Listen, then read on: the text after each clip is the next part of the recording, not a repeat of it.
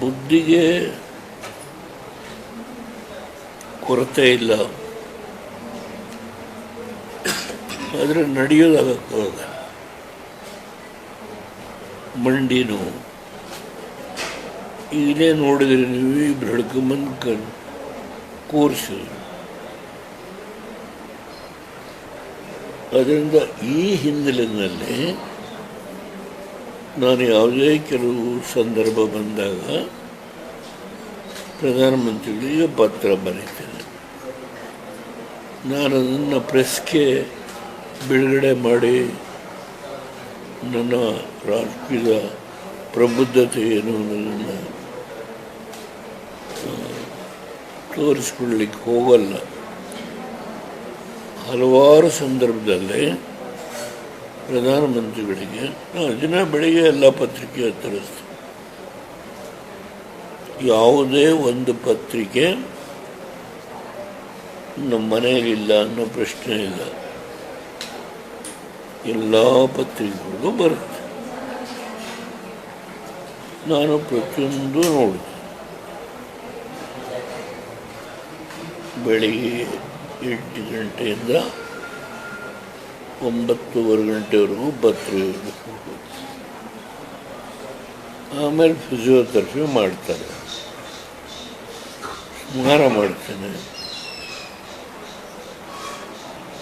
ದೇವ್ರ ನಾಮ ಹೇಳಿ ಏನಾದರೂ ಫಲಹಾರ ಸ್ವೀಕಾರ. ಇದು ನನ್ನ ದಿನಚರಿ.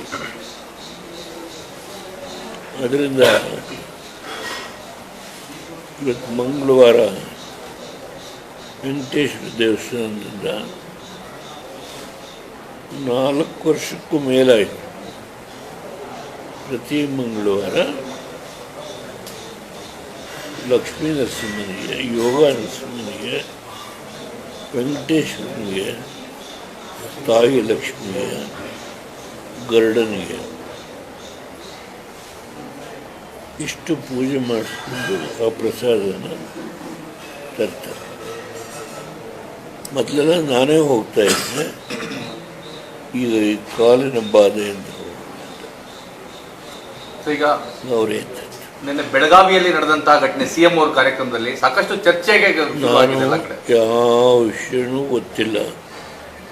ನಾನು ಬರಬೇಕಾದ್ರೆ ಆನಂದವ ನಿದ್ರೆ ಮಾಡ್ಕೊಂಡು ಬಂದೆ.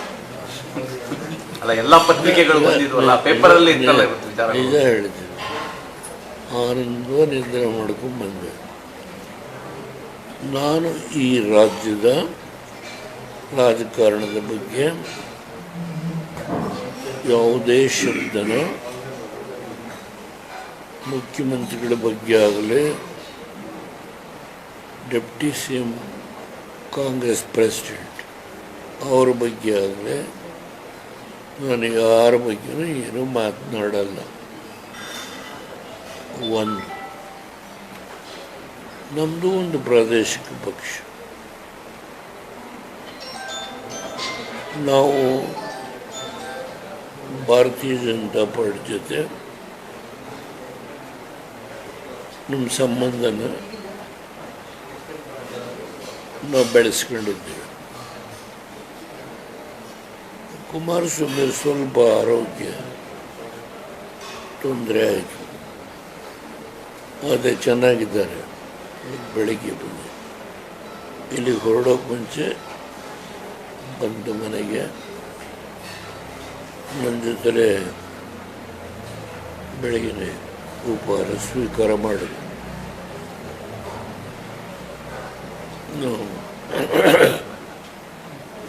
ಅವರು ಮತ್ತೆ ಸಕ್ರಿಯ ರಾಜಕಾರಣಕ್ಕೆ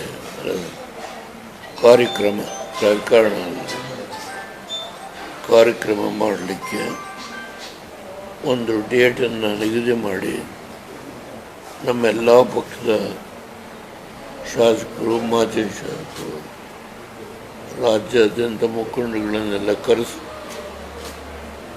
ಒಂದು ಮೊದಲ ಸಭೆ ಮಾಡಿ ಆಮೇಲೆ ದೊಡ್ಡ ಪ್ರಮಾಣದ ಸಭೆ ಮಾಡೋಣ ಅಂತೇಳಿ ಬೆಳಿಗ್ಗೆ ಹೇಳಿ ಆಮೇಲೆ ಅವರು ಆ ಕಡೆಗೆ ಹೋದರು.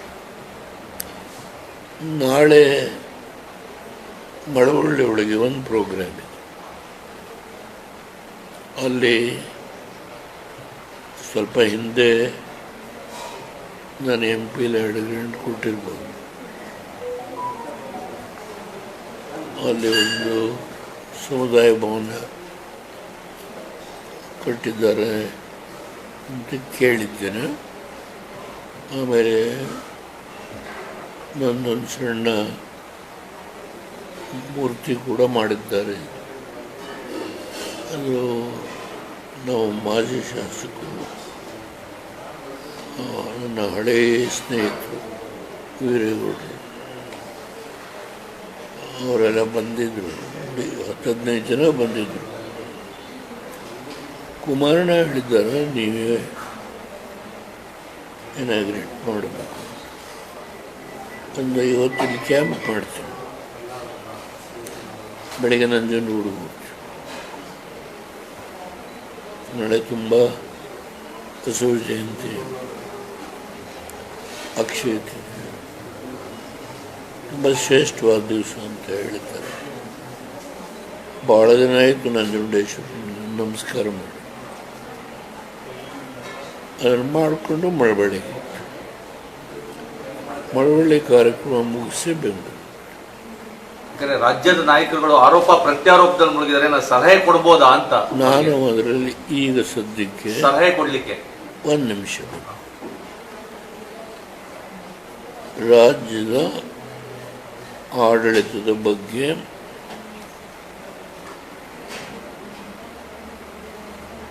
ಪ್ರತಿನಿತ್ಯ ಪತ್ರಿಕೆ ಓದೋನು 65 ವರ್ಷದ ರಾಜಕಾರಣದಲ್ಲಿ ಇಲ್ಲಿ ಯಾವ ರೀತಿ ನಡೀತಾ ಇದೆ ಅನ್ನೋದು ಗಮನಿಸ್ತೇನೆ.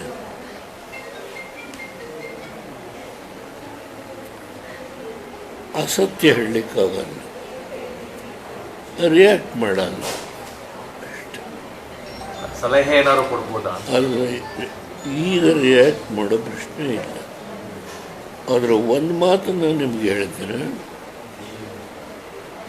ಕುಮಾರಣ್ಣನ ನಾಯಕತ್ವಕ್ಕೆ